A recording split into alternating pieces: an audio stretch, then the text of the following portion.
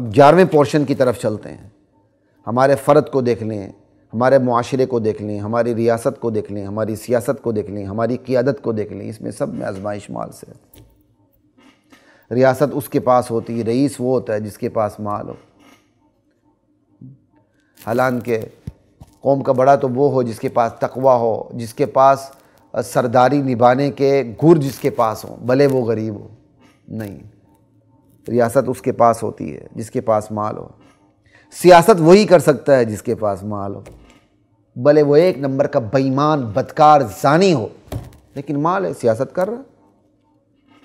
قیادت وہی کر سکتا ہے جس کے پاس مال ہو، جس کے پاس مال نہیں وہ قیادت بھی نہیں کر سکتا۔ آزمائش نہیں ہے۔ فرد بندہ وہی جس کے پاس مال ہو، جس کے پاس مال ہو وہ تو بندہ ہی نہیں ہے بھائی۔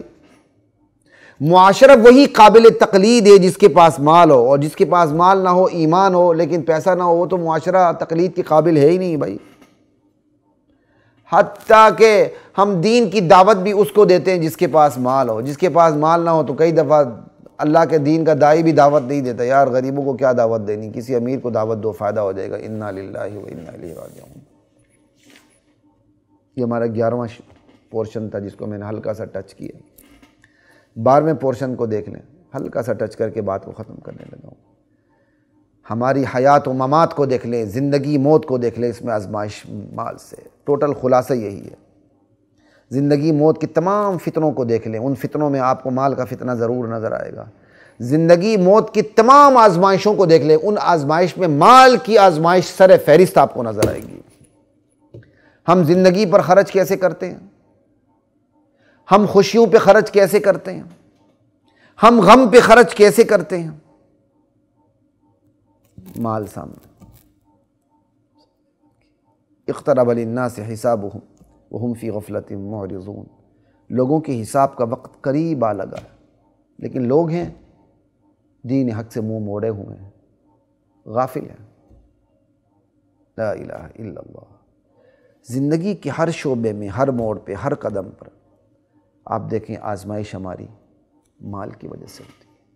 اس لیے میرے سمیت ہر بندے کو اپنی شب و روز کی زندگی میں اپنا ہر وقت تجزیہ کرنے کی ضرورت ہے کہ میں کس طرح اللہ کی بارگاہ سے آزمایا جا رہا ہوں، اسپیشلی مال کی وجہ سے، اور کہاں کہاں میرے قدم ڈگمگا رہے ہیں، کہاں کہاں مجھے ثابت قدمی نصیب ہو رہی ہے۔ میری زندگی میں خوبیاں کون سی ہیں، خامیاں کون سی ہیں، میں نے خوبیوں کو لے کے کیسے چلنا ہے، خامیوں کو مٹاتے ہوئے کیسے چلنا ہے۔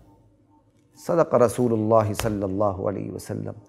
اللہ کے نبی نے جو یہ فرمایا، سچ فرمایا کہ ان لکل امت فتنہ وفتنۃ امت المال۔ ہر امت کے لیے ایک آزمائش رہی ہے جس سے وہ آزمائی گئی ہے۔ میری امت کی آزمائش مال ہے جس سے وہ آزمائی جائے گی، جس سے اس کی آزمائش ہونی ہے۔ تو ہماری آزمائش ہو رہی ہے، ہم سب کی آزمائش ہو رہی ہے۔ باپ بیٹے کی ہو رہی ہے، ماں بیٹی کی ہو رہی ہے، باپ استاد شاگرد کی ہو رہی ہے، پیر مرید کی ہو رہی ہے، مقتدی مقتدیٰ کی ہو رہی ہے، نمازی اور امام کی ہو رہی ہے، خطیب اور مقتدیوں کی ہو رہی ہے، دوستوں کی ہو رہی ہے، احباب کی ہو رہی ہے، پورے معاشرے کی ہو رہی ہے۔ پوری امت کی آزمائش مال سے ہو رہی ہے۔ اللہ اس آزمائش میں ہمیں ثابت قدمی نصیب فرمائے، اور اللہ ہمیں اس آزمائش سے بچا کے رکھے۔ اللہ ہمیں زندگی میں آسودگی، خوشحالی، دینداری نصیب فرمائے۔ اللہ ہمیں ہر مشکلات سے نجات عطا فرمائے، اور جہاں آزمائش آئے اس آزمائش میں اللہ مجھے، آپ کو، ہم سب کو پورا اترنے کی توفیق عطا فرمائے۔ اجازت دیجیے خلیق الرحمن کو۔ السلام علیکم ورحمۃ اللہ وبرکاتہ۔ وَلَقَدْ أَنزَلْنَا